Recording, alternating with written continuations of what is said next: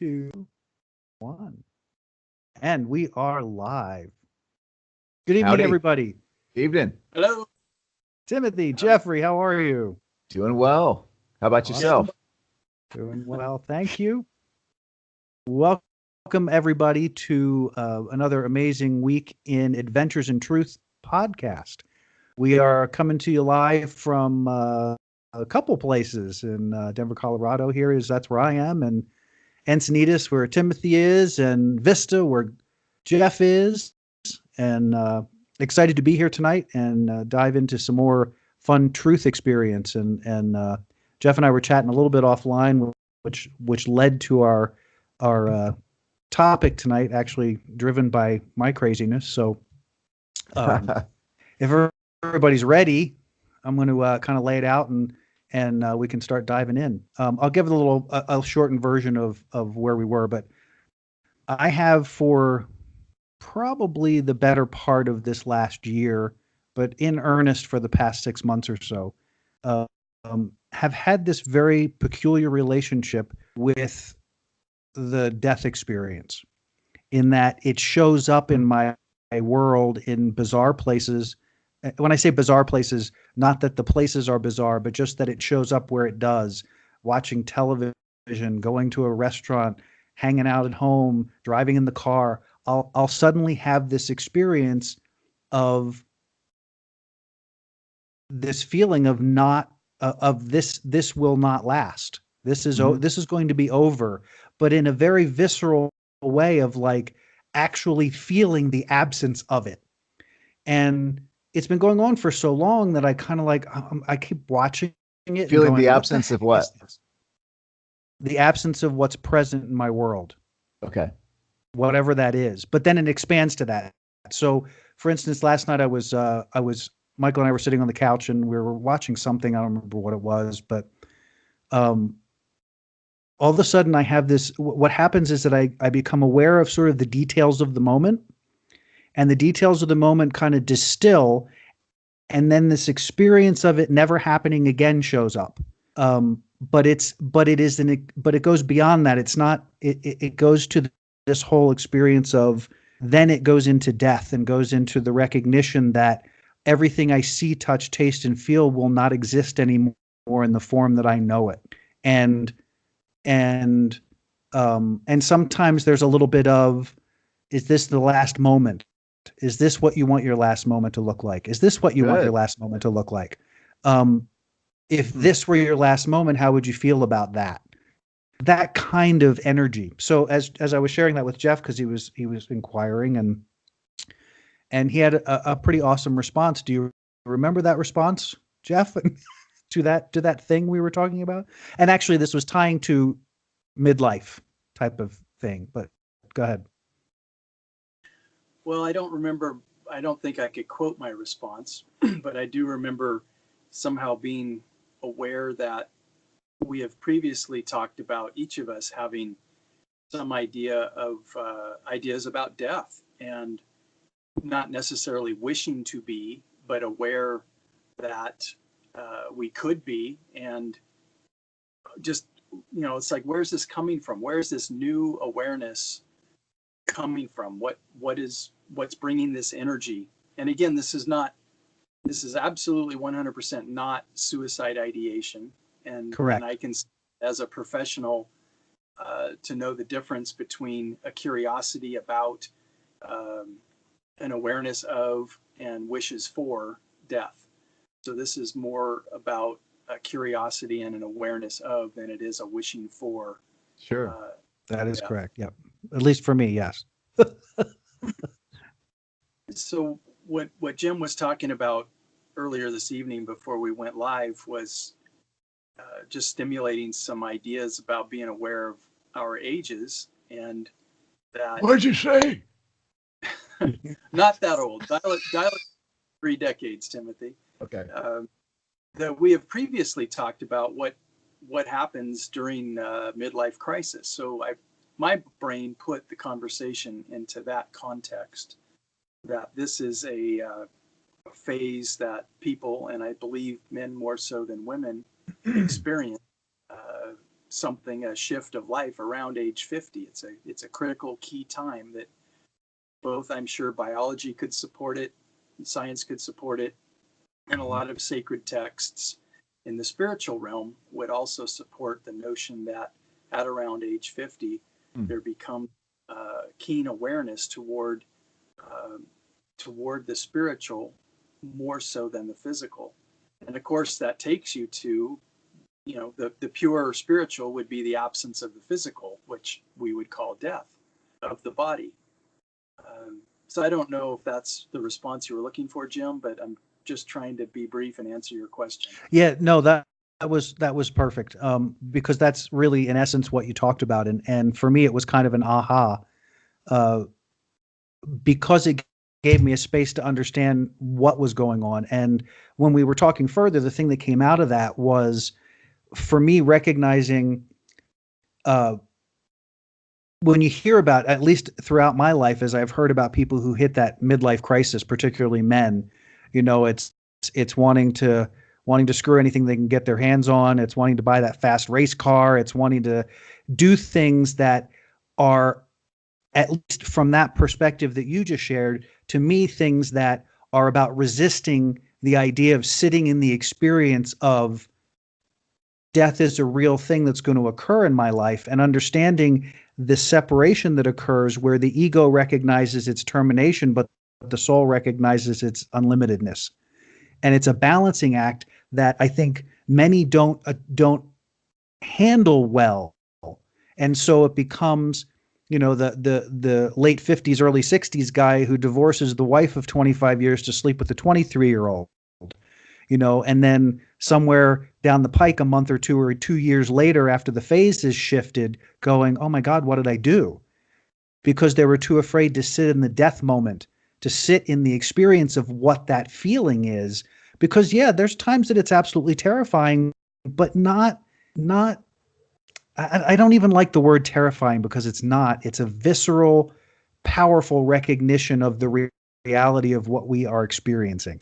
And I don't mean to make that sound woo-woo. It's just like, it just so completely fills, it's like every cell in the body recognizes it from both. How would you, on an emotional scale, how would you define that? What is that feeling? That's like the visceral, but what is the? It's the ego to me, and this is newness for me, because Jeff's framework helped me to all of a sudden connect a lot of dots in my experience. He's good about me, that. Yeah. He's the paid professional, Yes, he is.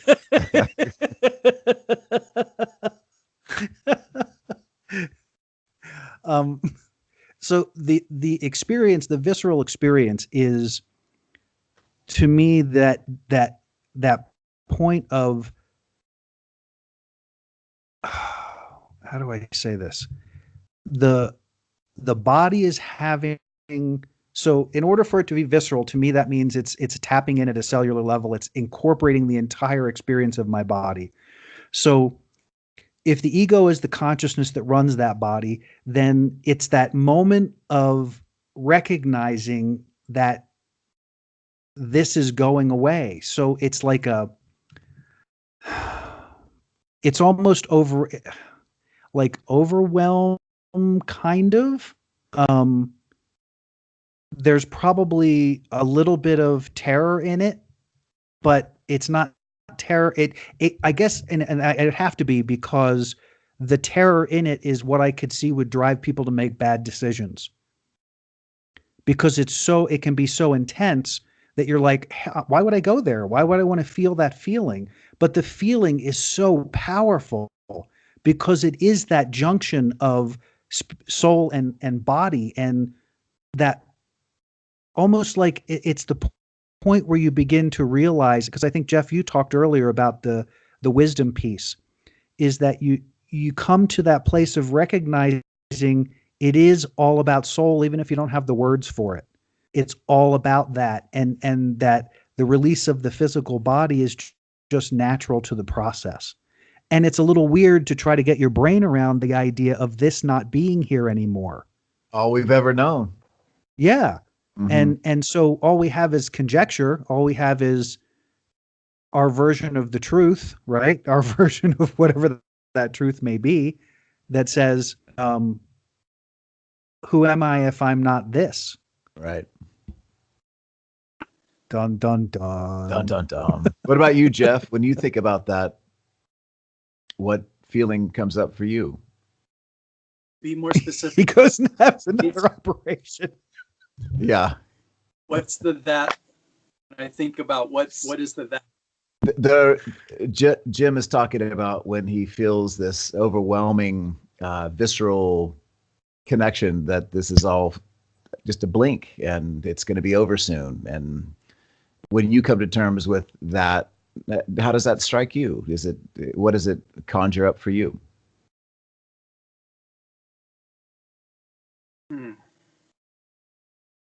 Well, there are some sacred texts that talk about how brief our life is.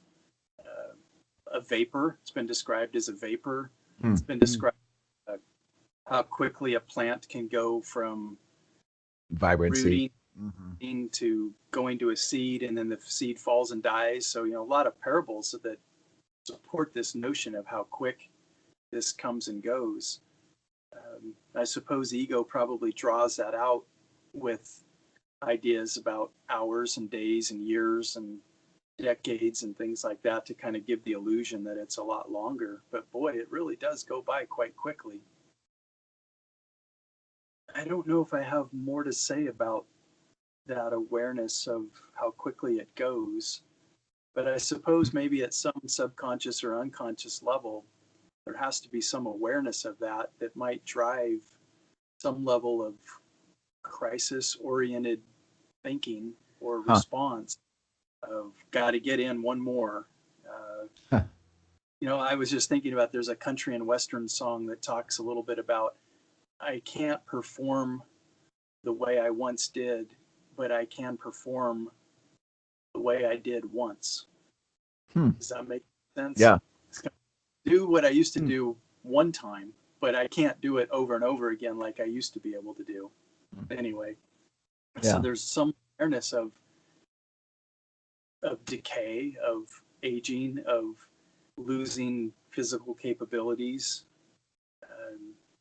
I don't know. I kind of look around at some of the older people that I encounter or counsel, or even my parents, and go, I don't want to do that. I don't want to get there. Right. Because there's a built-in fear of, I don't know how to do that. I don't know how to be less fit. I don't know how to be less capable and lift things and have strength and have to ask for help. So there definitely is a battle there of ego being able to be self-sufficient, and ego having the recognition that we're all one and the team wants to help. What's wrong with asking for help? You guys have been awesome the last couple of weeks post operation, asking me how I'm doing, asking if I need any help. And, my spirit loves that. My ego is like, fuck you guys, I'm talking to you. Right. So let's Jeff, I'd like to take this to a more emotional place, if I could, because one of the things that stuck out to me as you were talking is that you are the only amongst us who have children. And that's got to have a different impact emotionally, because there's that whole legacy thing. There's that whole progeny thing. There's all those threads of mass consciousness attached to this idea that these kids are an extension of who you are. So you get to live longer through that, or I don't know. So I'm throwing that in the mix because Timothy and I'm assuming Timothy doesn't have kids. I don't know that for a fact, but I'm assuming that. Is that a false assumption on my part?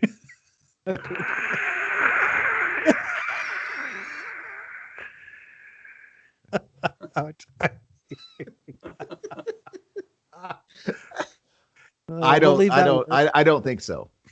Well, okay. To your knowledge, you're okay. Yeah. So, Jeff, any thoughts on that? Did that spark any different or expanded response at all? Consciously, I'd have to say no, that's not something that I'm consciously thinking I get to live longer through my kids or grandkids, even at this point. I can recognize trends. I remember at my grandmother's eulogy asking people in the audience at her funeral how many people drove a Ford. They only owned Ford cars. And everybody in my family has owned Fords. We've deviated and branched out since then, but she loved going to the casino, and none of us are, as far as I know, gambling addicts, but it's something that we've all enjoyed, going to the casino with grandma. My grandfather loved to fish. So the fishing thing has been passed down and trained. And definitely the racing thing. My grandfather was a race junkie. He himself did not race, but he was at the Indianapolis 500. He was at the Long Beach Grand Prix. I always remember him listening to the races on the radio. My dad, if you want to know where my dad is, find out where NASCAR is racing that weekend, and he'll have his RV parked there and participating in that. And the racing I've done, the racing my grandkids and my kids are doing, so that part of it is interesting, but I'm not consciously thinking that I get to live longer that way. It was just like that was just pulling straws. I was more looking at trying to connect to the emotional content of that experience. If there is something in there, because the other thing that I recognize in my analogy of earlier is, for many, again, I'm going to say men because that's my experience.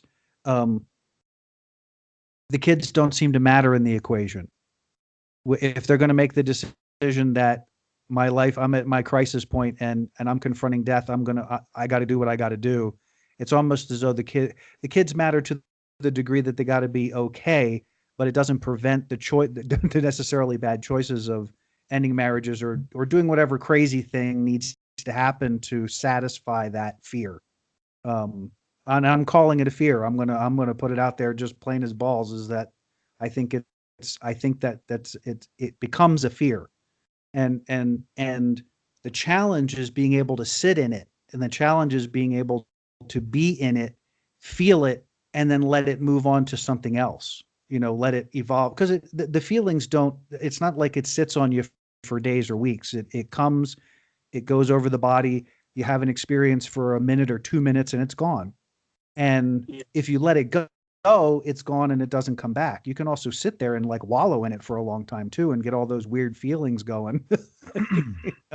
But anyway, the idea being, go ahead. I just want to back up for 60 seconds. You threw out this term called bad choices with regard to the context of a midlife crisis and somebody my age divorcing after 25 years in your example and hanging out with 23-year-olds. Do you remember saying that? Something like that? And I do. You called that a bad choice.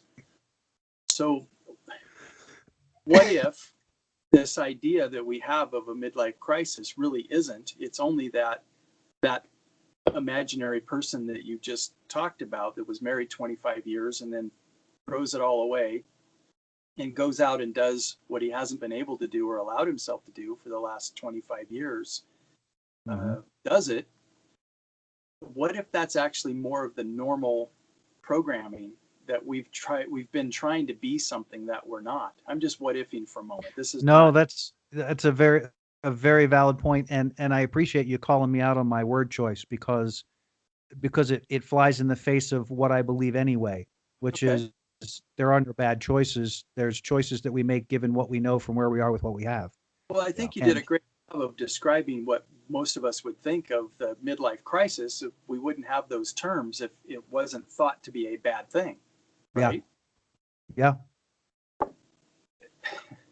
I like that perspective a lot. So it could be suppressed who we actually are, and we've made a choice through marriage and the institution and trying to be good role models to our kids to try not to be, for a period of 25 years, who I really am. Yeah.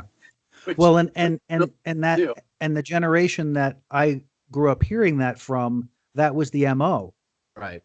You finished school, you got married, you had kids. So for many, and those, that would have to be what, baby boomers, or what was after baby boomers? I guess so. Those people who were coming out of that, still that 50s and 60s mentality that kept that frame going. And so, yeah, so they reached that midlife crisis going, I haven't even lived yet. What do you mean I'm almost ready to die?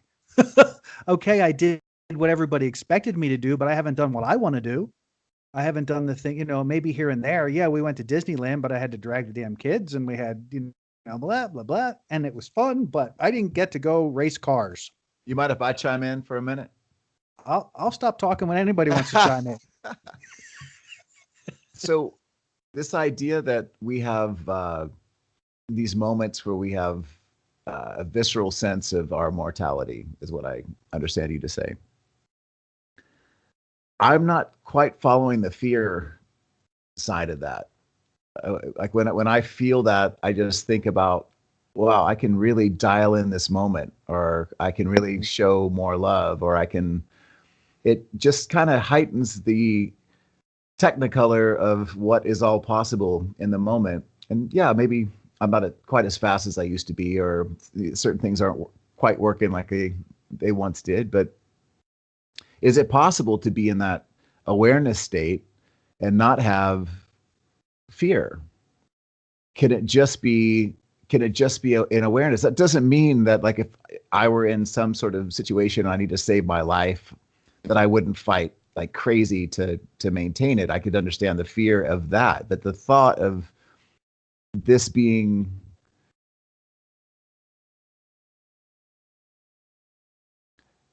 this being something that is going to be over relatively soon. Maybe if all bets are on and I'm halfway through my life right now, the idea that it could end at any time based on me being almost 50. Is it possible just to have like a sense of peace about that? I don't know. I was just going to challenge the idea. Is it always fear for people? And is it possible to get, and why is it fear? What does that have to do with attachment to this, the way that it is? Can we just have gratitude that we get to do it at all? So I just wanted to hear you guys talk about that for a second. I think the fear aspect comes specifically from the part of the ego that is running that physical vessel that knows it's terminating. Okay. I think that's part of the ingrained programming that we've had from the minute we got here. Death is bad. Death is not good. Death is, try to avoid it if you fight can. It, get away from it, whatever you got to do. So I think that personally, I think it's important to recognize both sides of the equation. Not that you have to indulge any of the fear or even play in it. And I'm not even, I'm not coming from a place of saying that the feelings were so overwhelming that I just play it. I'm stuck in this anxiety. It has nothing to do with that for me. It's recognizing that it's there is all. Okay. And that sort of combination of feelings of wonderment, overwhelmment, termination, just all of that.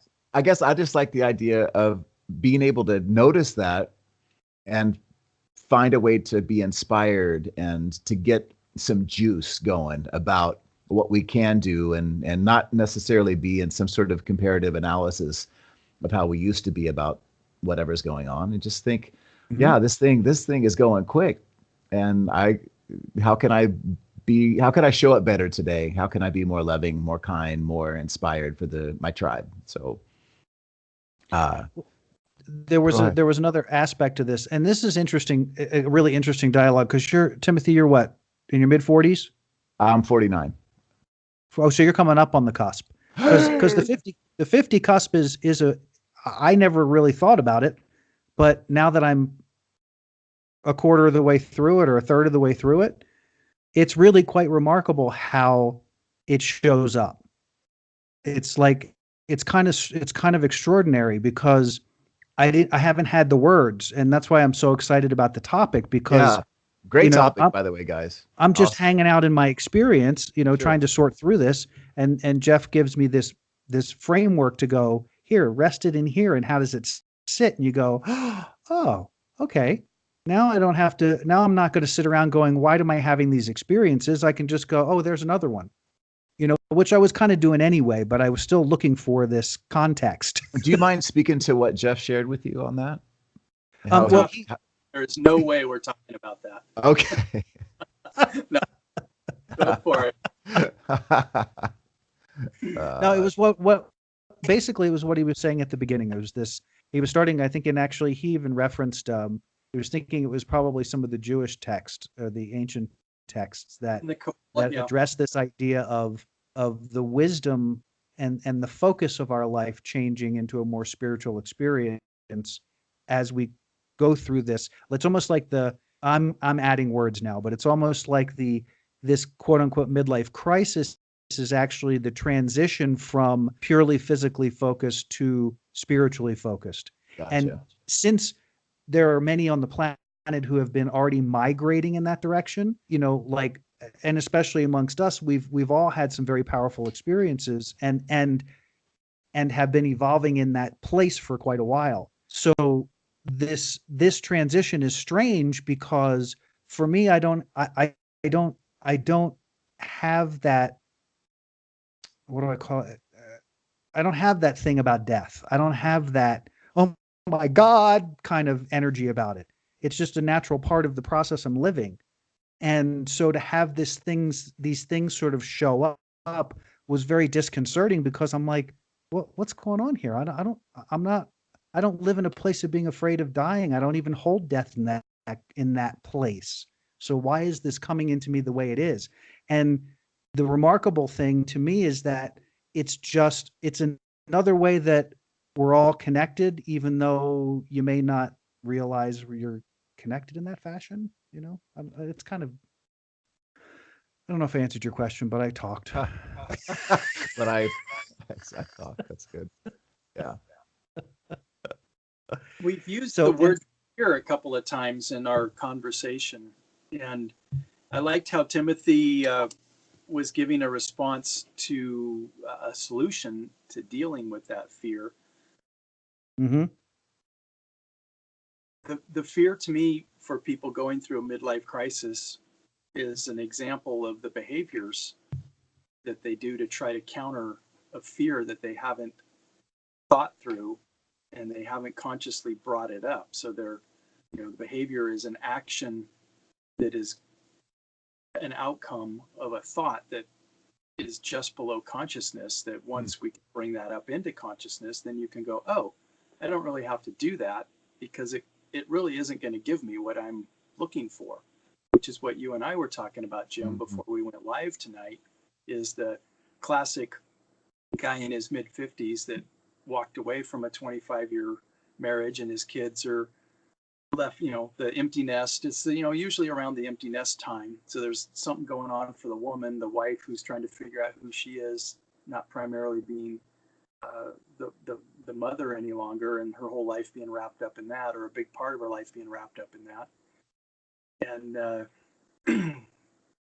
then the awareness after that's been blown up and taken apart, Jim's conjecture was that 2 to 3 years after all that's taken apart and the guy has got the new car, the hairy chest, the open shirt, and the bling around the neck, and the red sports car, and the 25-year-old bimbo, the awareness that, wow, I really don't feel any different than I did before I started all this. I think that's what we were talking about, is that's the mistake that we see people making, is that they put it into action before they actually start to think it through and process it. And they don't walk that path of, where is this going? I mean, just because I saw my grandfather do it, just because I saw my father do it, and his brother and my uncle and my boss, and, I don't have to follow this path. I can. There'll be grace and mercy for me if I do. I'm not going to go to the place of the fiery pitchfork, in the red hot pitchfork in the fiery furnace. I think we've talked enough about that's not really what's driving all of this, but being able to think it through as to, what is it that I'm really trying to accomplish? and that battle between the physiology and the chemicals, just less testosterone alone. We have less testosterone today than we did a decade, and that's going to shape your thoughts, feelings, your behaviors, and that can be scary. It's like, well, man, if I'm not as horny as I was, 2 years ago, what's that going to be like 2 years from now or 10 years from now? Don't even want to think that thought, Well, and I have, just regular random through the day things, that I'll get out of the car having driven for 4 or 5 hours, and my body's a little achy. And when I get out of the car, I'm like, what the hell? And then I go, oh wait, I'm 54, I'm not 24. My body is adjusting to that experience. But again, I love how you presented it, because it's really about the how we address those experiences as they show up. For somebody, as we were saying earlier, that person who feels like they've been deprived their whole life because they did the mass conscious route, and then all of a sudden they're going, oh wait, I haven't lived yet. I haven't done that yet. I haven't engaged my life the way I wanted to engage my life. Now what?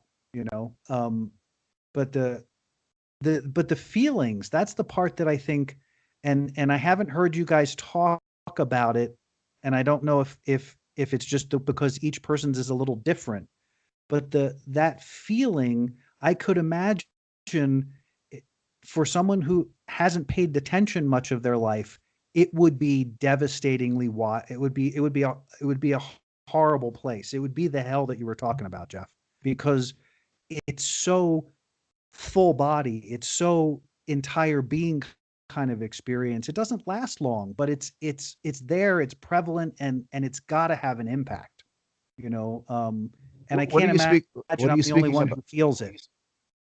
What are you speaking about right now? Sorry, I that visceral feeling, that experience that comes over me periodically, where I'm acutely aware of death, the idea of death, the idea of termination, the idea of that it's a very powerful experience. But I can also see that it would be an enormously overwhelming experience for someone who hasn't been trained or doesn't understand paying attention. Right. Because your point, Timothy, is brilliant, to turn your focus to appreciation. When you shift to appreciation, then it just rolls right into the experience. Yeah.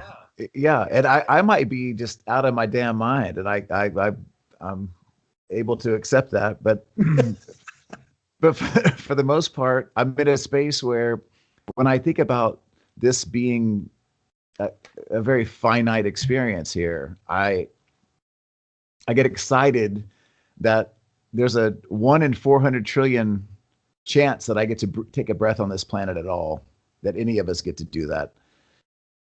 That's exciting to me. And there's always something to compare it to. Like, if I'm keeping score about anything in relationships or in my body or what I used to be able to do, if I'm doing that, like you said, it's all ego.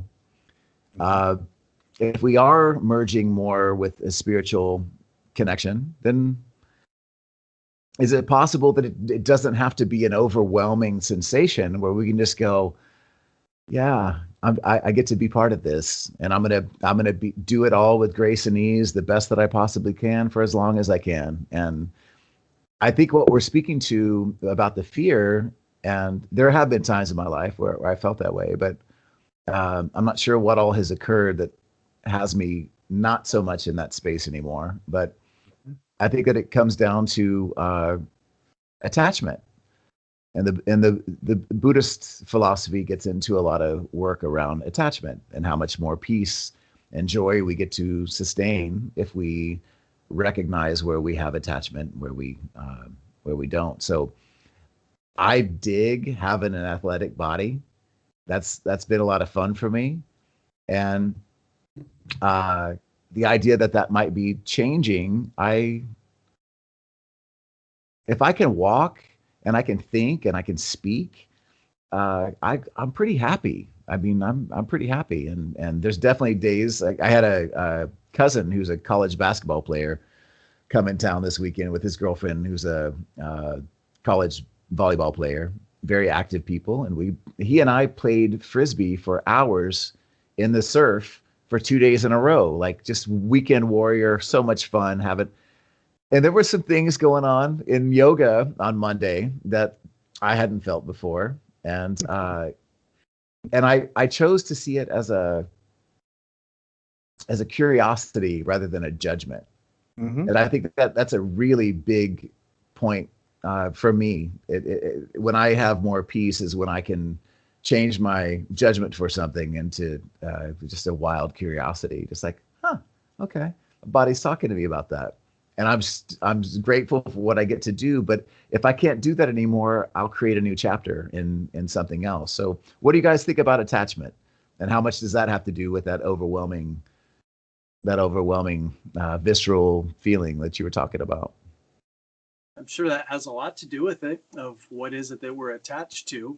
And of course, we're attached to who we were, what we could do, and comparing that to who we're going to be and what we can do or can't do. So I think you're onto something good there, Timothy. Okay. Yeah, I think the attachment piece is absolutely right on. A couple things come to mind. The first is, I'll be interested to have this conversation with you in 3 or 4 years. Exactly. Only Do you really think it's going to be that big? That I do. Yeah. Only Really? Okay. because I have never had these experiences before, and they've only come on in the last 6 months to a year. So let's pause and out of nowhere. So yeah. So it wasn't like I've been entertaining this for a long time. These literally come on like, holy crap. Wow. But it got so, because I know I'm conscious of my experience as we are, as we talk about it was shocking initially. And I thought, oh, okay, well, you're having a moment or whatever it was. I didn't really take too seriously, but then they kept reoccurring and no pattern, no necessary systematic kind of thing. But so that was one part. The second part was the one attachment that you can't undo is the ego's attachment to being alive. Indeed. And I think that's why I think this drives this, because there's some point where it becomes obvious in some way to that part of our consciousness that we've crossed a threshold. We're not, I don't know if it's because you begin to see life differently, because you begin to experience things where you would look back and go, gosh, I used to love to do that, and I could care less if I ever do it again. But it was something that you were passionate about, and now it's kind of like, one of the things I was sharing with Jeff, that this whole process has been so powerful because I just have to allow this process to be what it is, because the things that are out here have very little appeal to me right now. And it's really difficult to be in this period of transition, looking for where I'm going to put my energy and not being interested in anything to put my energy into, except very limited things like doing this. And it isn't that I'm withdrawing, because I've actually asked myself, if I've sat with this, am I withdrawing from life? Is the reason. That was one of the questions I was in my meditation going, am I attempting to die? Is that what this is? And I'm starting to have these experiences, and it didn't really make any sense, because I don't know. But I don't know what did you feel like you were withdrawing from? Like, what's that? How were you under the impression that you were withdrawing from life? A ton of reasons. A couple good ones. A couple. Interaction with people that are my friends that I love and I adore. I don't have any interest in being around them much. I still love and adore them, but I don't have a lot of interest in being around them. Going out into the world and engaging people doesn't appeal to me much right now. I can do it on a one-on-one kind of thing, but because I've been through this. Okay, well, go to a meetup group or go to a conference, or because I hear people all the time like, I need to spice things up. I'm going to go for a retreat weekend, and the thought of that to me feels almost painful. Me too. Because I go, I don't want somebody in my, and I don't. when I'm ready for that, I'm ready for that. But when I'm not, so there's that. I love the driving, the solitary experiences that I've been having with the driving. And then, you interact with a person here or there, you know, um, trying to decide physically, like, where am I going to go from here? And looking into the world and going, okay, no, okay, no, let me try this. No. So now I enjoy my solitude. I enjoy my time with Michael. But if the time with Michael becomes out of balance, then I become uncomfortable because I don't have that solitude right now. But I don't want to be alone. That's the other thing that's also interesting part of it is I'm not looking to be alone, but I enjoy my solitude. And you and Timothy have had this conversation a few times. Yeah. Yeah. So the externals. I get off on looking at the world because of what I see, like the colors and the shapes and the lights and the confluence of events. That appeals to me. That's being in the moment, and my that friend. feels Yeah, yeah that's yeah absolutely being in the moment. yeah And maybe being in the moment, we start to thin the herd on the kind of people we want to be around. And I guarantee that if you made your short list of people that you love and appreciate being around, there's probably still a couple of people that you absolutely adore the idea of their presence, no matter what. But if the numbers are getting smaller, to me, you're just getting more into the quality.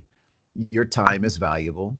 That's you're hearing the click of the clock or the tick of the clock, and you're getting to a place where you know that you can be in harmony in these certain situations, and maybe nature, maybe a long drive, maybe these are ways of you getting the moment solidified to where this is more valuable than just to be in social situations where not a lot of, I don't know.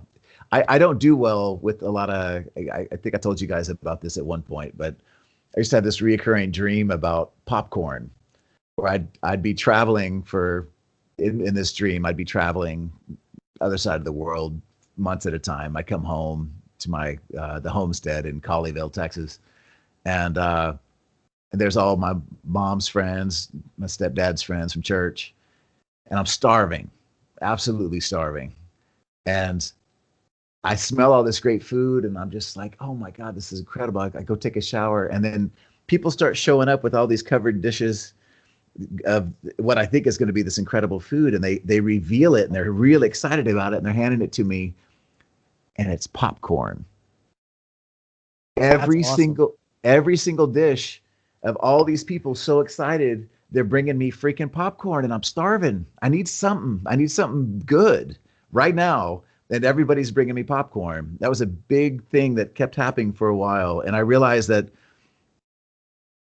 I don't mean to seem judgmental about the human condition, but I think a lot of people are bringing popcorn, and when I'm hungry and I want something that's nutritious and going to feed my mitochondria, popcorn ain't going to cut it.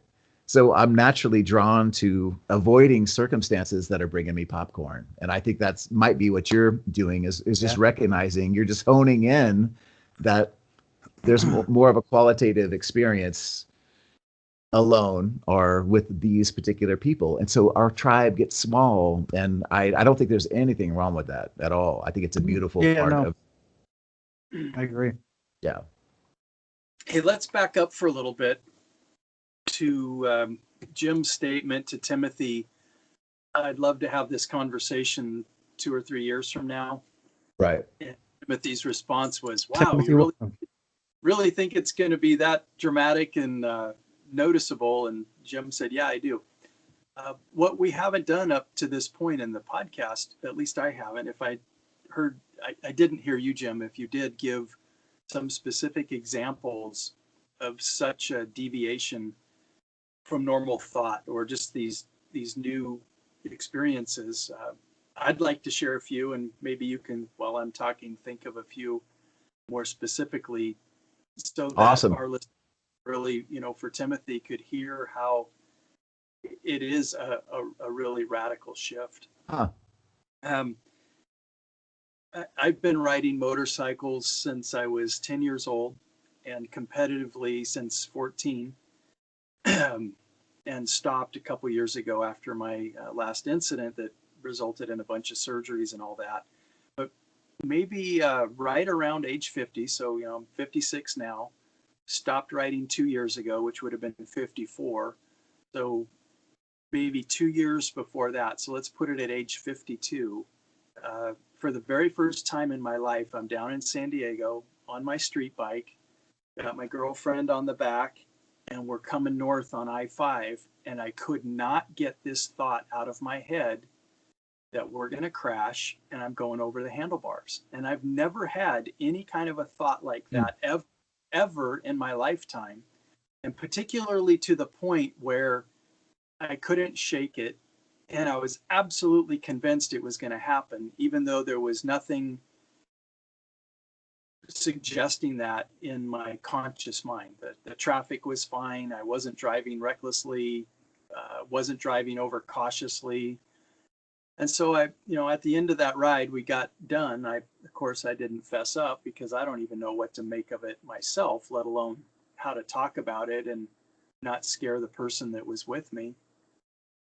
And then it happened again, and it kept being that I'm going over the handlebars. It's going to be something that happens, and I couldn't tell whether it was like an animal that I was going to encounter or a hubcap of a car that's, didn't know really what the particular, but I just had this impending sense that something was going to happen, and it was not going to be pleasant, and it was most likely maybe not even going to be life-ending, but certainly possible.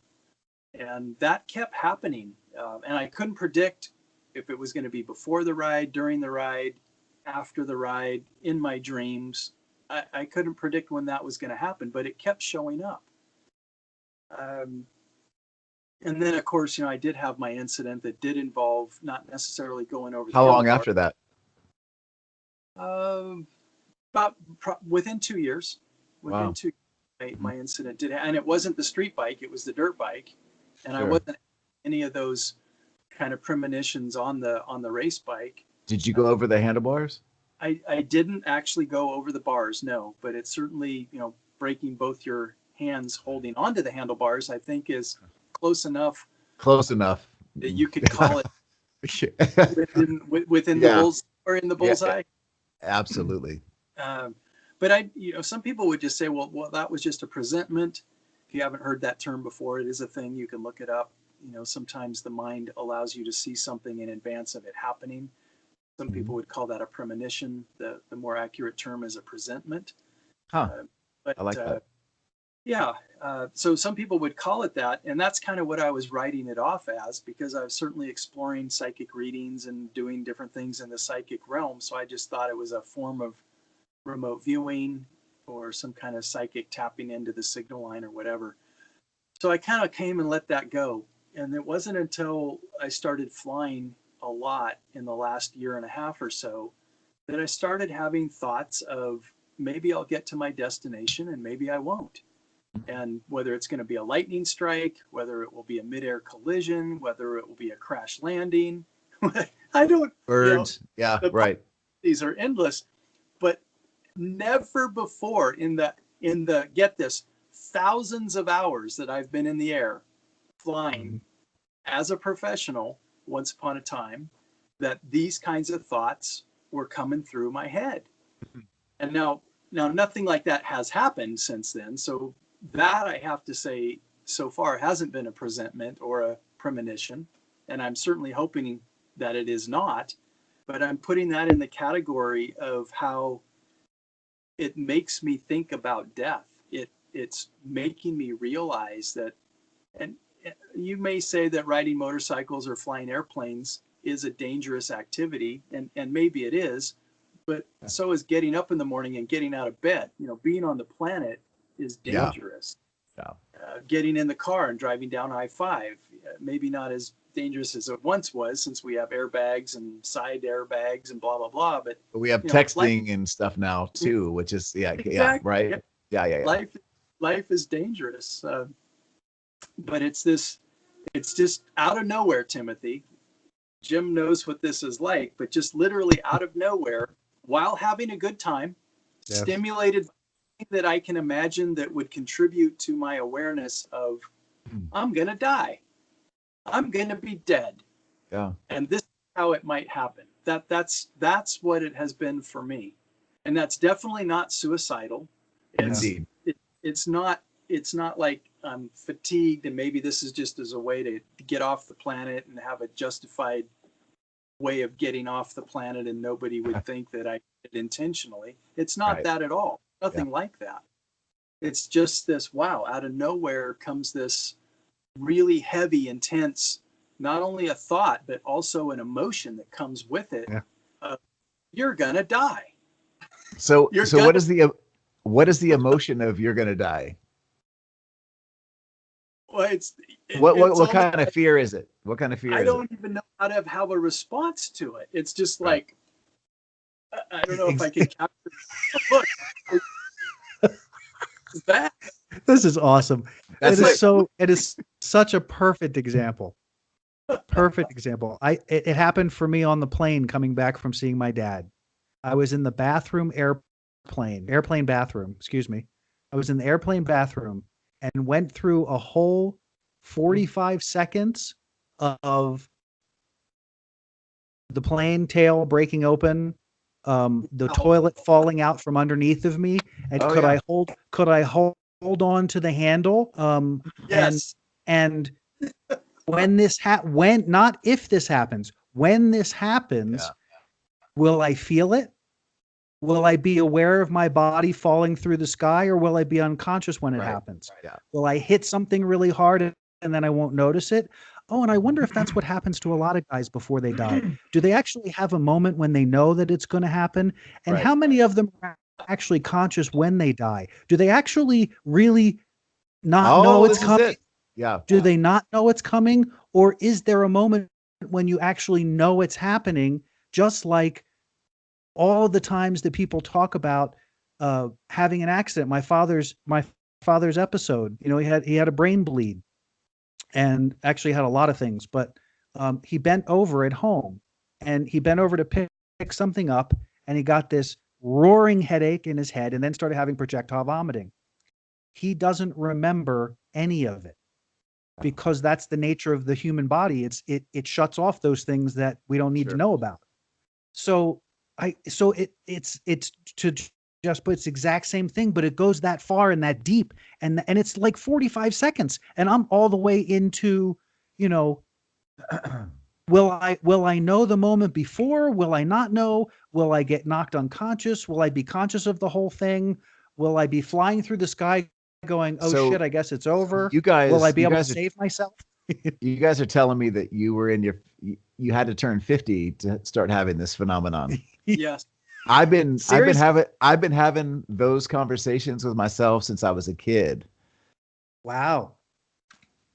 Yes, yeah. It's never been part of my, like Jeff, it's never been part of my experience, which is why it's been so wildly disconcerting, because I'm like, what? Yeah. Am I going to loony bin? What's going on here? Yeah. But I think that it's important to use death as an advisor, and Carlos Castaneda speaks about that quite often. Just recognizing it, like it's a good way to be conscious and in the moment. If you realize, like, I just got triggered. You said something I'm not real fond of, and I'm a little triggered right now, and my ego would love to fillet you, but I don't want that to be the last. I'm not going to see you for a while, and I don't want that to be the last part of my legacy, our friendship. So yeah, I've been an odd job for a long time, being a kid, thinking about these kinds of things. It was really important for me to recognize that. But yeah, every time a plane would take off, every time I'd get on a horse, anytime I was in a car or, have some near death experiences, I would absolutely recognize that this is it's a fleeting deal, and there's no guarantees, that I'll see you guys next week when we do this. And I've gotten to a place where I've just come to realize that I'm okay with this. And if I do what I can to take care of myself, the best that I can, I feel like I can stave off some of the other ways that other people who aren't conscious of these kinds of things might be hurting themselves with smoking and processed foods and all that noise. So anyway, I've been at it for a while. So other than me turning 50 and having these epiphanies about I could die in this situation, what are some other ways that you guys could let me in on what else changes? And don't you think that the choices that we make, I love that you're in meditation. I think that's such an incredible way to be present and to update our bodies and get downloads that we need, and on and on and on. But practicing yoga, like I went to my 30-year reunion last year, and I was amazed at how time had treated some of us differently, and I think that has a lot to do with how we're making choices on the daily. And I think that, like, someone that's really eating well and really thinking well and believing well and taking good care of their bodies, they're not going to be impervious to the bus hitting them, but they're going to have a little bit more of a vitality of how they see life and see the problems of life and the opportunities in life from a physical standpoint about getting to be here and continue to be here. Someone doing yoga and eating well versus someone eating tater tots every day and having really shitty thoughts consistently. What does 50 look like for someone who's being kind to the experience? And what does 50 look like to someone that's looking at life as this like constant struggle, this atrocity that's going on and something to be endured? Does that make any sense? You guys? It does. It was, were you going to say something, Jeff? Oh, yeah, go ahead. It reminded me, I have been in my car in the last week. I've had 3 different people who have had hospital experiences. One of them had an aneurysm. One of them, what was the other one? I'm not remembering.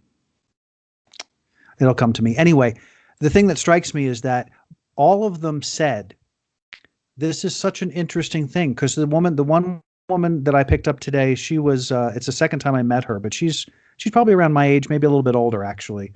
And they discovered she had an aneurysm, and they had to go in through her leg and go up and do all that stuff. And her comment to me was, this is so interesting because I've never consumed alcohol in my life. I've never done drugs. I eat healthy. I take care of myself. And yet here I'm in the hospital dealing with an aneurysm. And it was a similar thing with these other 2 people. And it just strikes me how interesting it is that I really begin to question how much any of it matters. Right. Because your path is your path. And for you make choices that support your path. And Jeff's path is Jeff's path.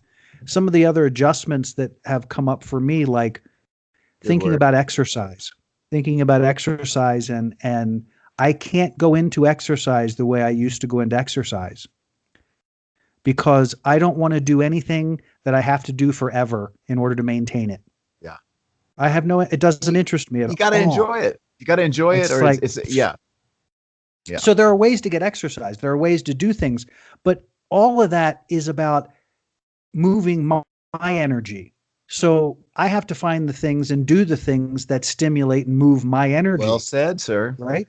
Well said. Yeah. And so every now and again, I get on myself about, you really got to go to the gym, or you really should go, blah, blah, blah, blah, blah. And I stop and go, wait a second, what do I need right now? What's this moment require? I need to Yeah. expel some energy. This moment I need to expel. So how am I going to do that? Well, I'm gonna deep clean the house. That uses a lot of energy for me, or I'm going to go for a hike, or I'm going to do something, so it kind of brought full circle what Jeff was saying about when I was saying making bad choices at the midlife crisis is there are none. Everything we do is to move us forward. At least that's my truth. And that those things that move us forward are all different for each of us. And I'm not saying that if you eat a bag of Fritos every day, you're not going to have issues. But there are people who eat a bag of Fritos every day and smoke a pack of cigarettes, and they're 110 years old. I know. There is no one size fits all. I agree with that. And we know enough to know that moving our bodies is. I just got an article sent to me about how if we don't move our bodies daily, that it's worse than smoking and like smoking a couple of packs of cigarettes a day. So maybe you don't like to go to the gym. I don't like to go to the gym. I can't remember the last time I went to the gym. That's not my jam. I like yoga. I like to hike, but I live on a street where it's a 2-mile stint that really feels nice to me. And I figure if you can walk, just go for a walk. Think, make your phone calls, take some good care. You don't have to blow it out. It's not the intensity of what you're doing. It's the consistency of what you're doing. And to me, it all kind of starts working its way back into playing the odds. And, I enjoy a little sauce from time to time, like a little herb. I like a little ice cream. I'll eat really poorly every once in a while. And but I don't, if I did that all the time, I would feel different. I would have a different idea about life. And you don't know when it's going to come crashing down. You really don't, no matter how well, I know surfers that look like Adonises that just drop, they have a heart attack on their surfboards. There's really no way to know. What were you going to say, Jeff? I'm sorry. I was going to back up to Jeff's got the rewind button today. I like it. On rewind. We were giving some examples about new awareness or conscious stimuli that haven't been here before.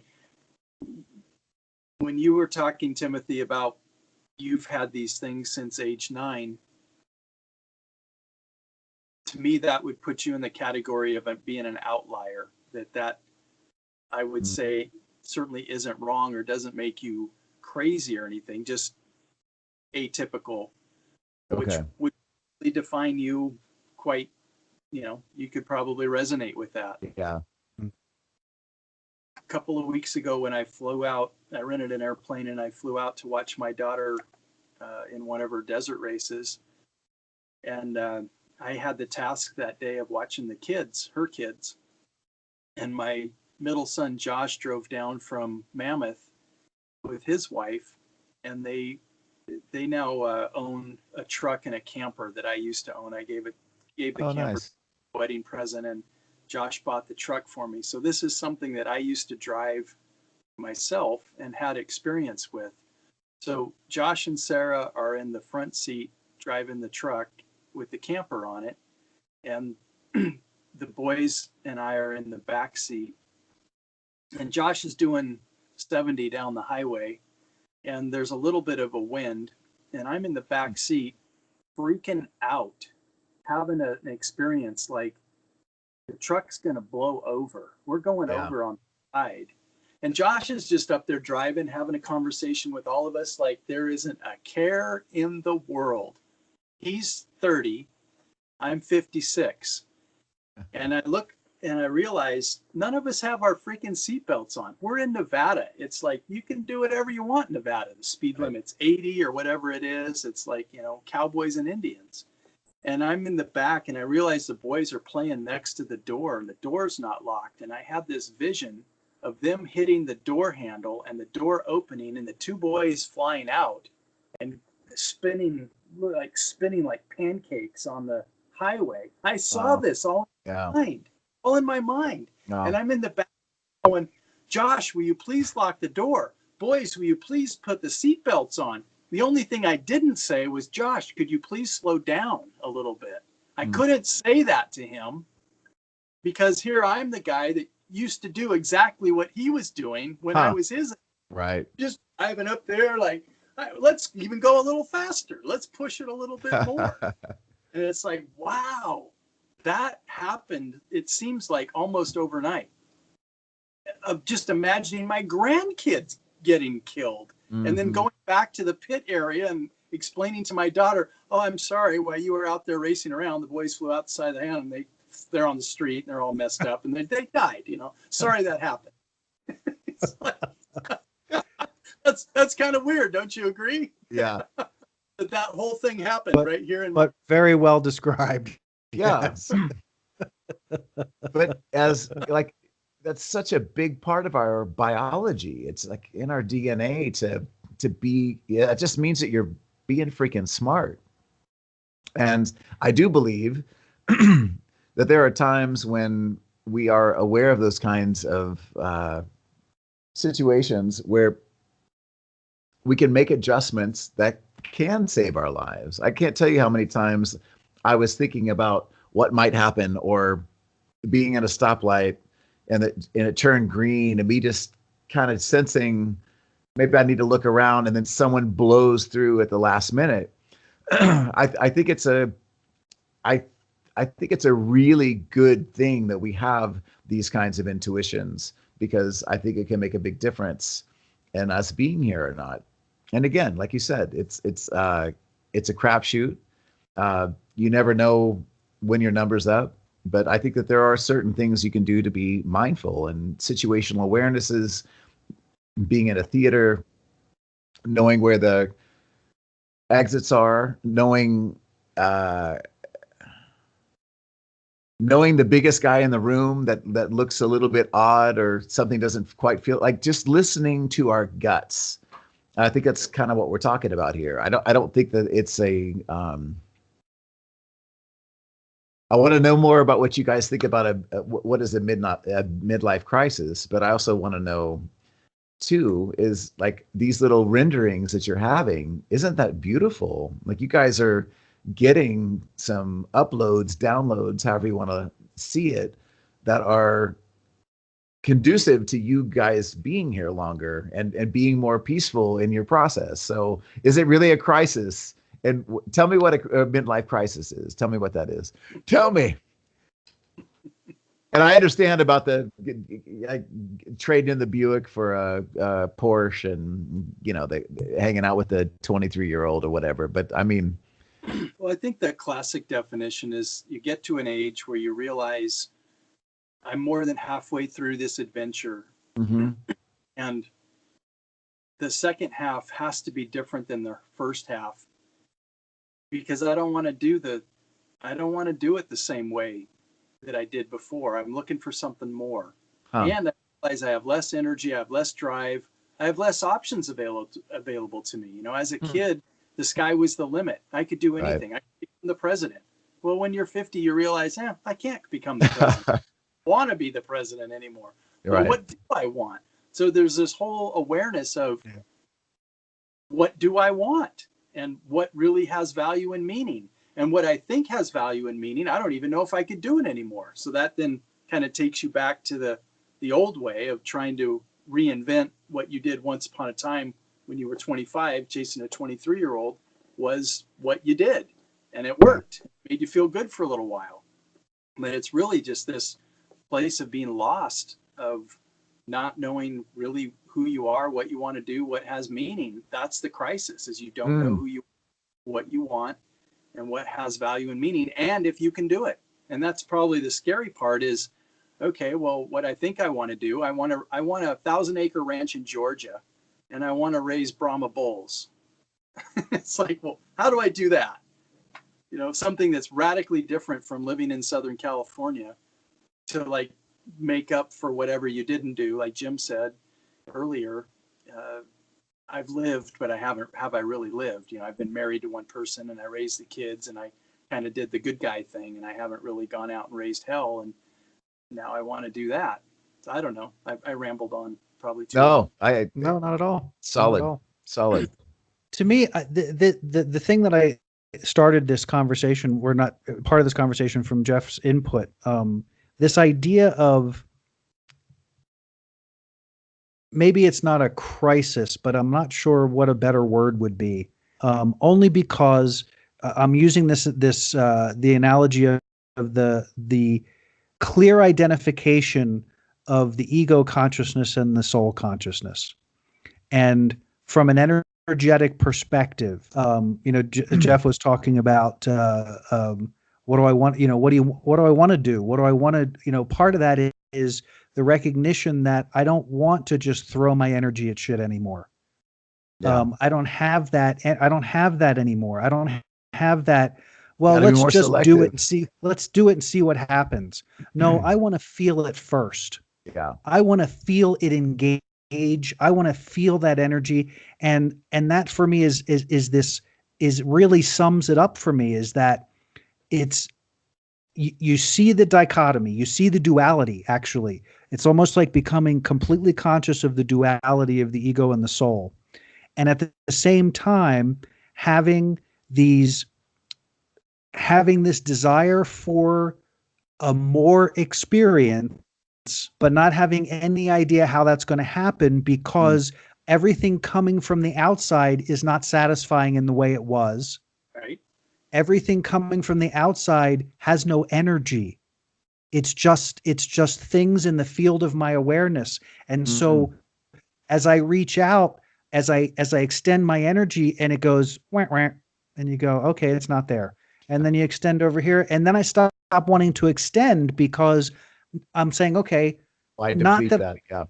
yeah, okay, I don't want to extend anymore because it feels like me doing the hows. I'm going to push this until I find what I need, instead of saying, wait a second, I've been doing this for a long time. And what I know is that if I focus and just be in the focus of my energy, and then be in the awareness of what's showing up, something will show up that will fully engage me somewhere. That's and being some curious. days, Exactly. yeah, and some days it's cleaning the house. I'm with you. But that's a deeply spiritual experience to me sometimes. Yeah. Because it's putting it's bringing an energy, a new life, a new Fresh. something, freshness. Yep. And even in this move for me to Denver was that the baseline was, I need new momentum. I need new energy that I can sink my teeth into, that, and then I am here and I realize, okay, the good news is I love being here. I didn't love being in Southern California anymore. I love being here. I love how it feels. I love how it feels on me. I love how it feels in me. And some proper seasons too, man. Right. Yep. And it's not and whatever is not showing up just yet. Yeah. But again, this conversation has been so powerful for me because I realize it's going to take as long as it does, whatever this is, whatever this realignment is that's going on. I'm apparently not the one who's running this show, meaning from the ego perspective, not running the show.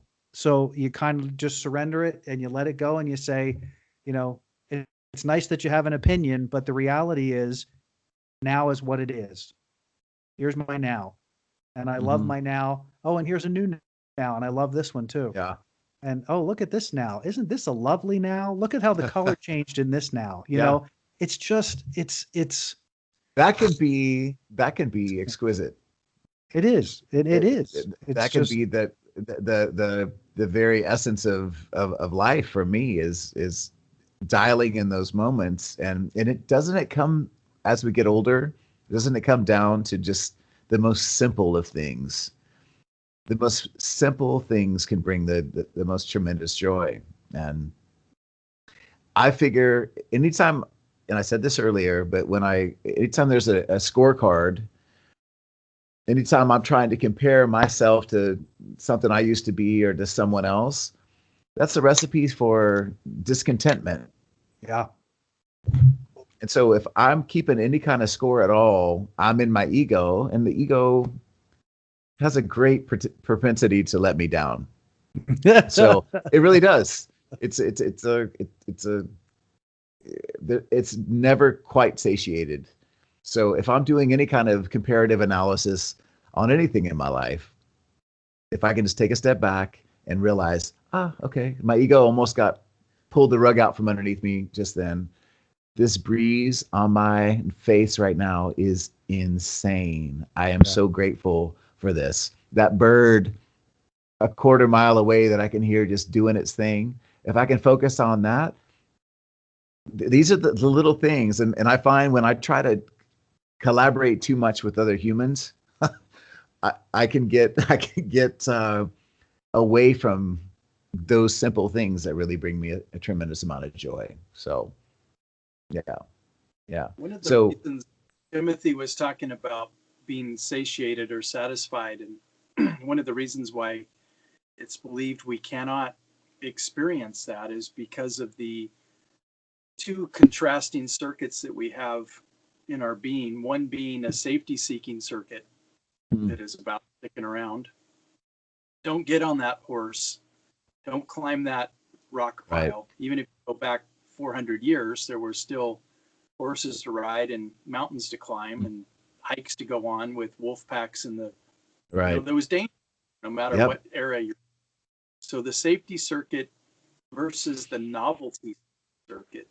The novelty circuit is what's new and what we have not yet experienced that made Christopher Columbus want to get on the Mayflower or the Pinta or the Nina or the Santa Maria, whatever it was, whatever old vessel he got on and came across and got credit for discovering America.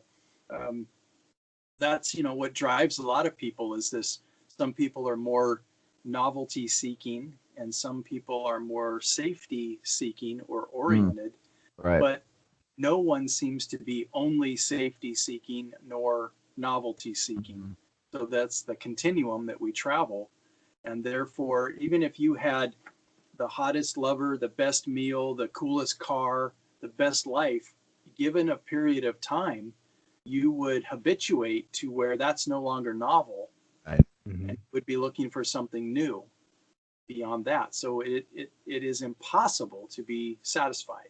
Absolutely impossible to be satisfied. Even if you had the best Yoganandi to follow after, the best meditation, the best yurt to live in, the whatever the most ideal was that we could conjure, even in the spiritual realm, even that would grow less than novel, whatever that would be, common, normal, old news yesterday, whatever. Even that would become unsatisfying, according to how our brain is. I want to push in a little there. Everything sounded great, except for you can't feel satisfaction.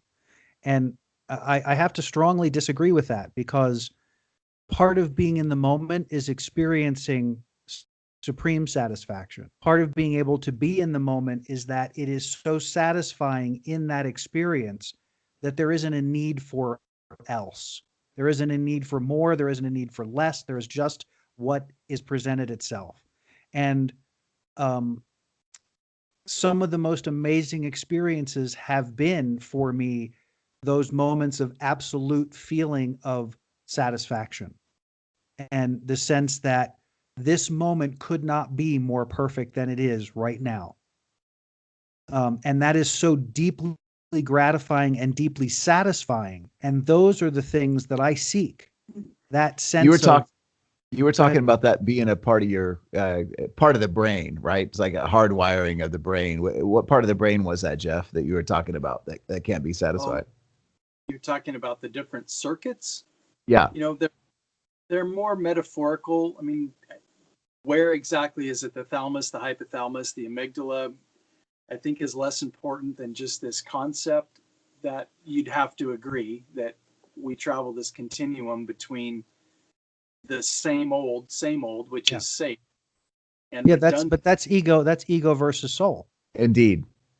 That's and also 100.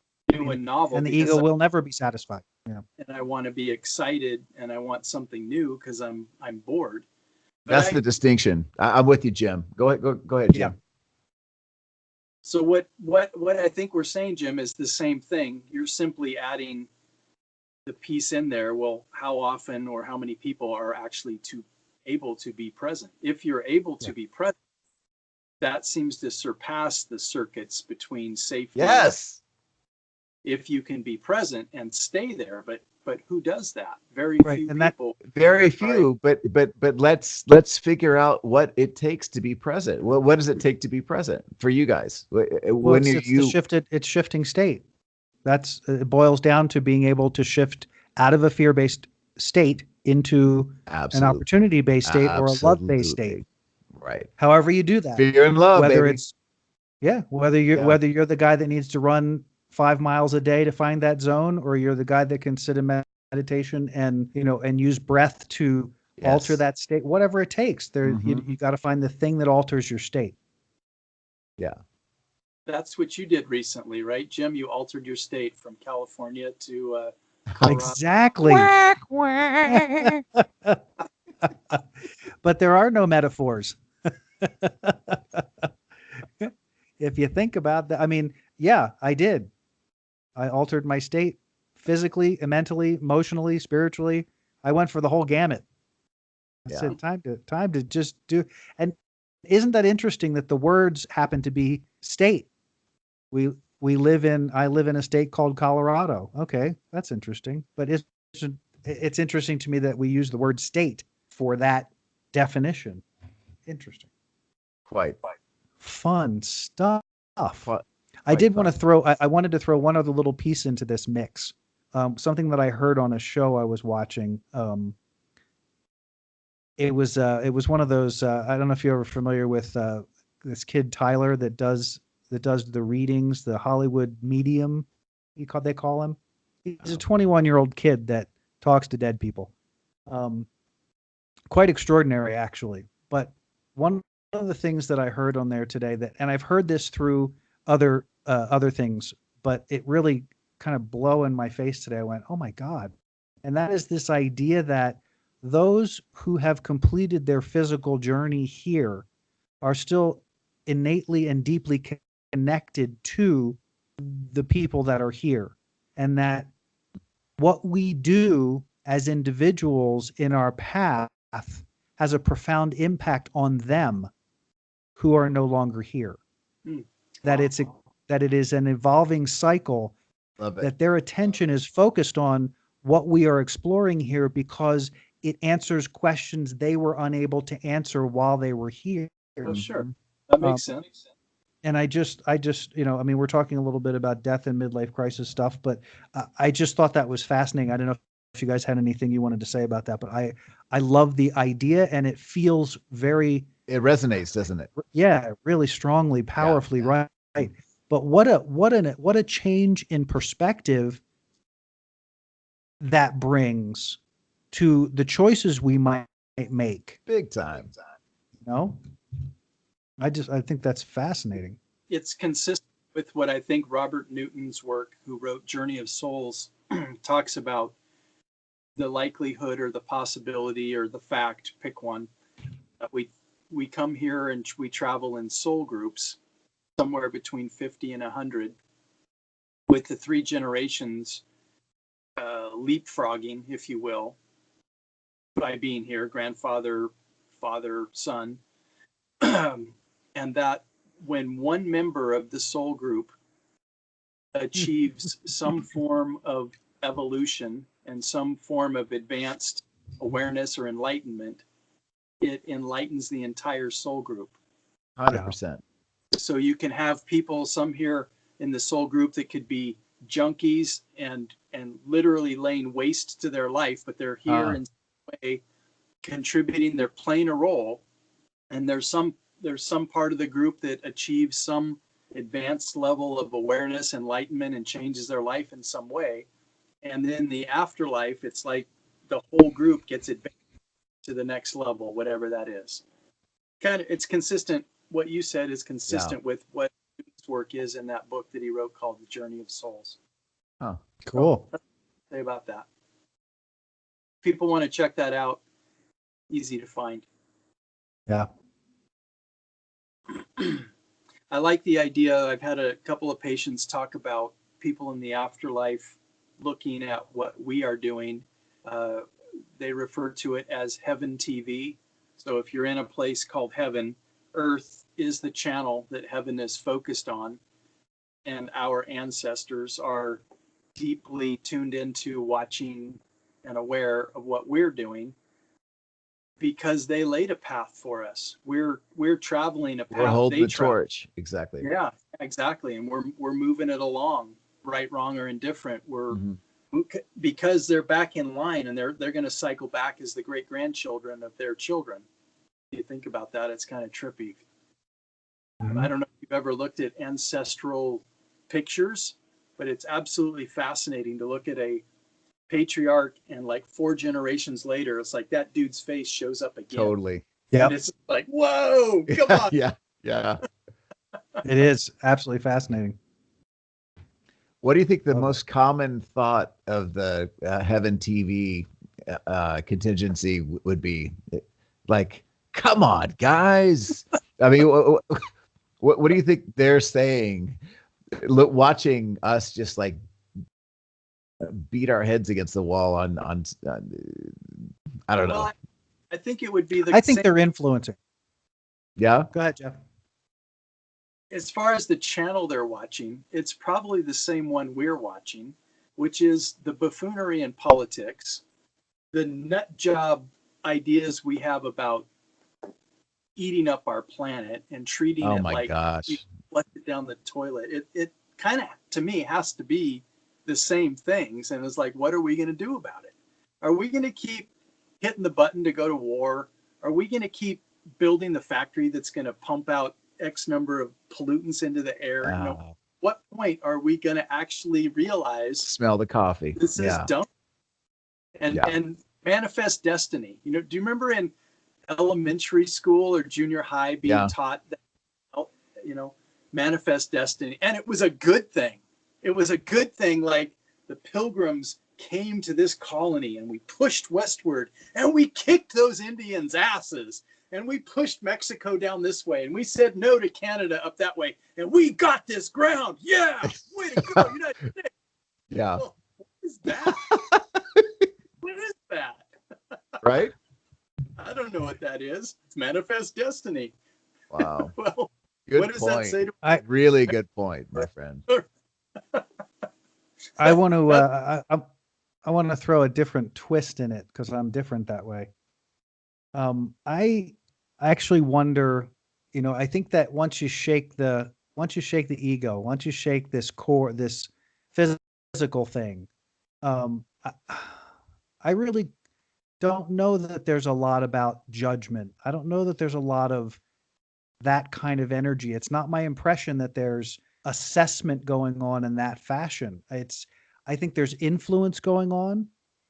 I think that the idea is about each of us and the soul groups and the individuals, and that the playground is the playground and it's its own organism that's going to do what it needs to do in order to stay in balance like we do.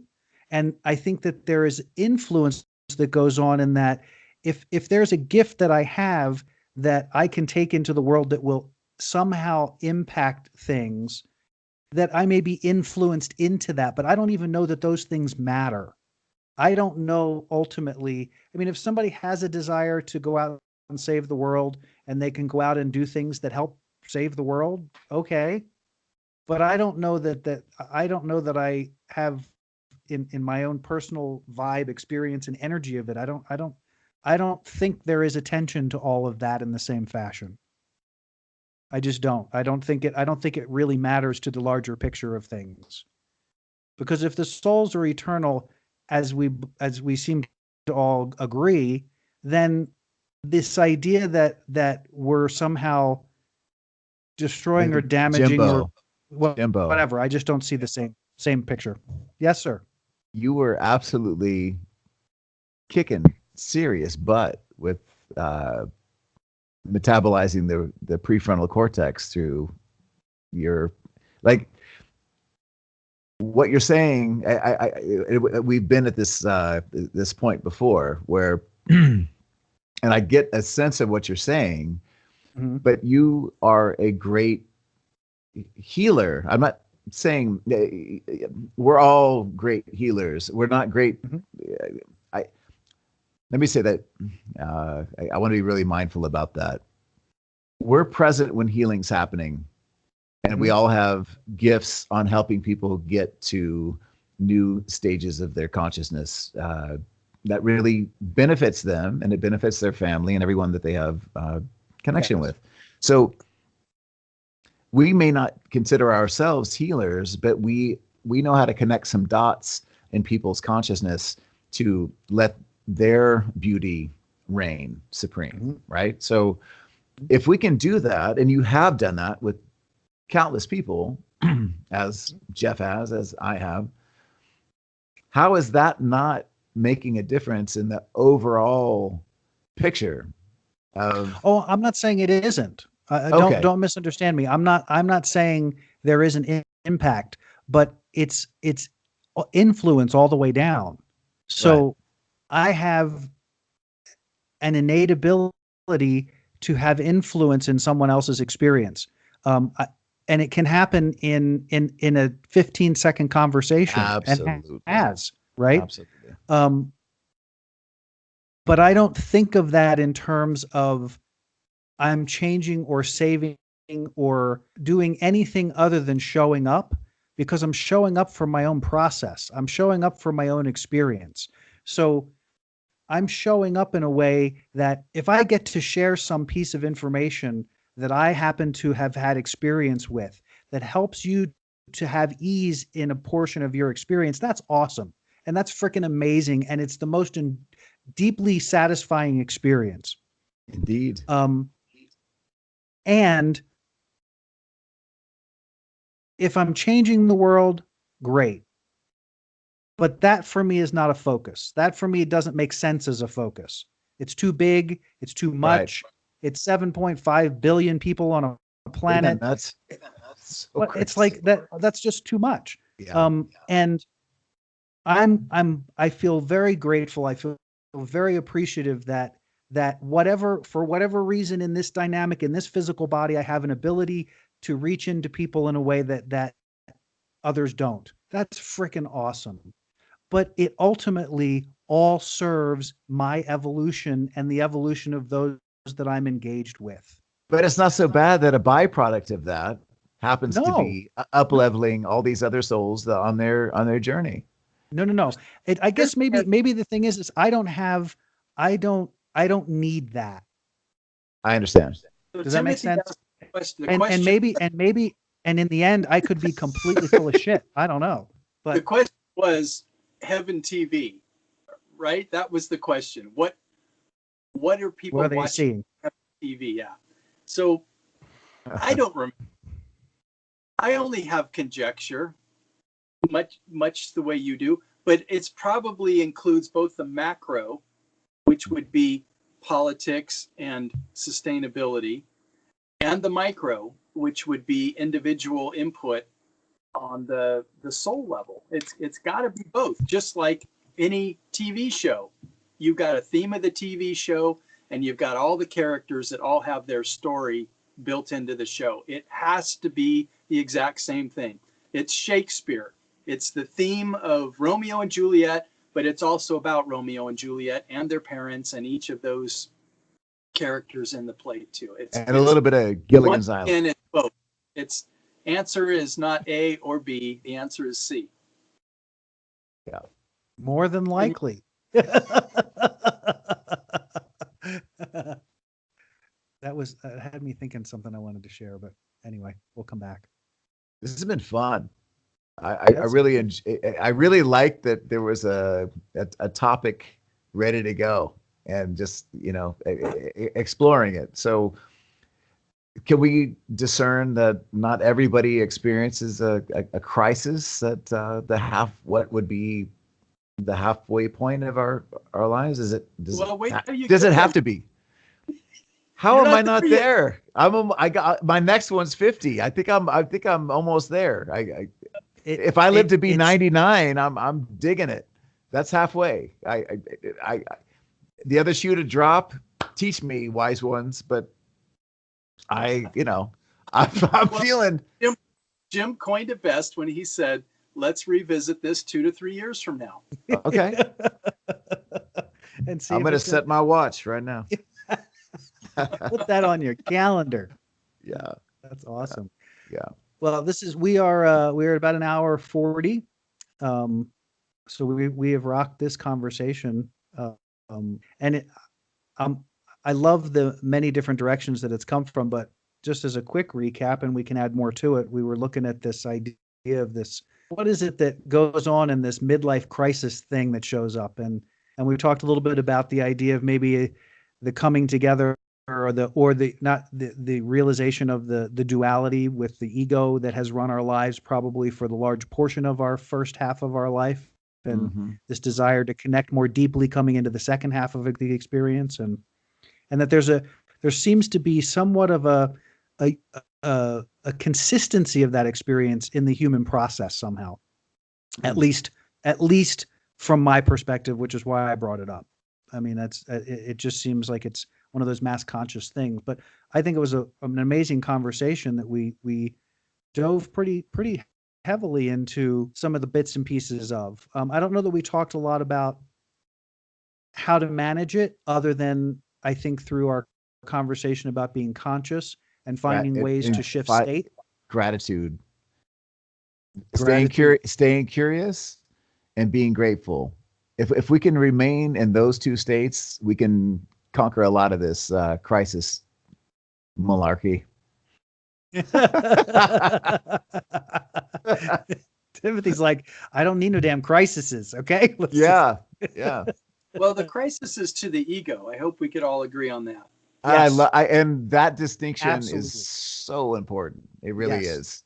It's Truly that attachment. It's that attachment. Absolutely. Because and to that point, the work that each individual does, whenever you start that work, but that is what creates the balance point of how you get to walk through it.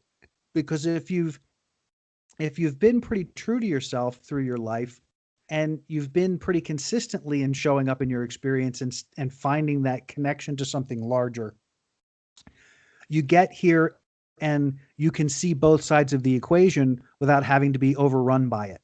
And so you then start making simply choices. Notice. Exactly. Yeah, you notice it. You notice the duality and you go, and sometimes the duality sits on you in a way that you go, why are you sitting on me like this? Yeah. But again, you have a choice. You can say, wow, that's intense. And yet I still am moving forward in this expansion, in this evolution that I want to be participating in. And sometimes that overwhelming is necessary because it brings new awareness. You know, it brings better understanding of something maybe we didn't understand before. You know, I mean, there's all kinds of good things there, but yeah, great conversation. And anything you guys want to say in our wrap up here about this to share with the list? A final thought. I find myself when I describe to folks about what the purpose of the ego is, often it comes down to it's a survival program that we operate on with the belief of a scarcity of resources, and it actually functions very well in a crisis. So to me, it's only fitting that if it's all about ego, it has to be a crisis. Ooh, lovely. Ooh, I like. that tickled me. that was beautiful. Yeah. Well, thank you. Yeah. I like that a lot. I'm having fun. I'm enjoying these conversations, and I say we keep pushing forward, and maybe we can hit some of this again if we have something that we feel like needs a little revisiting. But I think we did a good job of covering some bases today. We know we're going to revisit this 2 to 3 years from now because you set your watch, right? We already have a date. That's Yeah. right. Yeah. Yeah. I'm astounded because I have a lot of respect for both of you, but I'm astounded at this certainty that you have that I would things have are going to said be. the same thing. I would have said the exact same thing you're saying. Yeah, right. Sure. Uh-huh. Yeah. I kept But the only Timothy, thing. Go ahead, Jimbo. no, I'm laughing because what I have refrained from saying over at least 4 or 5 times is he'll get there. He'll get there. Yeah. That's okay. He'll get there. But what you're telling me that I'm going to get to, I've already had some of that. Maybe even more so. Okay. Yeah. Yeah. There'll be something. There'll be something. Of course. And it's incredibly magical. It's leader. incredibly fabulous. Say again. You're already a mentor, a spiritual leader. You're already in that category. There's going to be something even more. Lovely. I'll take that. It'll have both shadow and light. I think that's what we're really talking about. Yeah. It's a good thing, but there's a shadow to everything that has light. There's a shadow to it. And I think precisely what we're talking about tonight is probably part of the shadow of it. Yeah. And I want to say that I really appreciate, I know Jeff's in a lot of pain in what's going on with his recovery and everything. I just want to say, I really appreciate you showing up, rain or shine, and whatever's going on in your world, that you're committed to this, and mad respect and happy healing, my friend. Happy healing. Thank you very much. Yeah. Yeah. And I have one more question for you, Jeff. That primal survival, that ego, and like what's going to get us out of a sticky situation, the part of the ego that's good for our sustainability, is that all in the lower brain essentially? Is that mostly where it? Okay. Yeah. The oldest part of our brain wants to do what we've always done because the sameness meant that we survived, and we continue to seek that out. So, okay. Thank you, sir. And thank you, gentlemen. Thank you guys very much for the audience. Thanks for giving us the opportunity to get to dive into these things. And we have our YouTube page. When we have our Facebook page, we'd love to see you there. We'd love to give us a like. Give us a like, give us a subscribe, and let's keep this conversation going. We're open to any comments that you have and any other topics that you'd like to see us explore.